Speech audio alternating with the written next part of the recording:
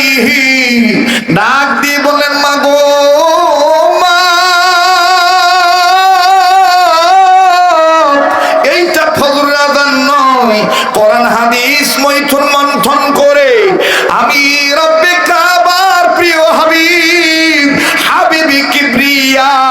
জনাবে মুহাম্মদুর রাসূলুল্লাহ সাল্লাল্লাহু আলাইহি ওয়াসাল্লামের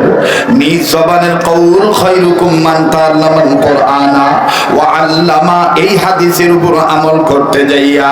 কোরআনের জ্ঞান দিয়া মা আমি তোমাকে আর আমার আব্বাকে মিলাই দিলাম। পিতামাতা ইমাম আজমকে মাঝখানে নিয়া মা আর বাবা চুম্বন দিয়া মাথা হাত দিয়ে বললেন, বেটা তোর মতন কোরআনের ইলম অর্জন করনেওয়ালা সন্তান যেই ঘরে, যেই পরিবারে, যেই সমাজে, যেই দেশে থাকবে, ওই দেশে কখনোই বাতিল ফিরকারা কোন ধরনের চক্রান্ত করে কোরআন হাদিস থেকে মুসলিম উম্মাহকে সরাইতে পারবে না।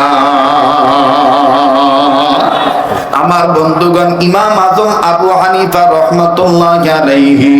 ডাক দিয়ে বললেন, মা এই কৃতিত্ব আমার নয়,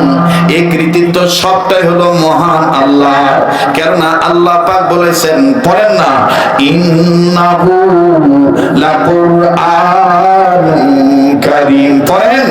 ইন্নাহু লাকুরআনুন কারীম। আমার ভাইরা, ছেলে মেয়েকে ডক্টর বানান, ডাক্তার বানান, ইঞ্জিনিয়ার বানান, প্রফেসর বানান, চ্যান্সেলর বানান, ভাইস চ্যান্সেলর বানান, দক্ষ বানান, উপাধ্যক্ষ বানান, কোষাধ্যক্ষ বানান,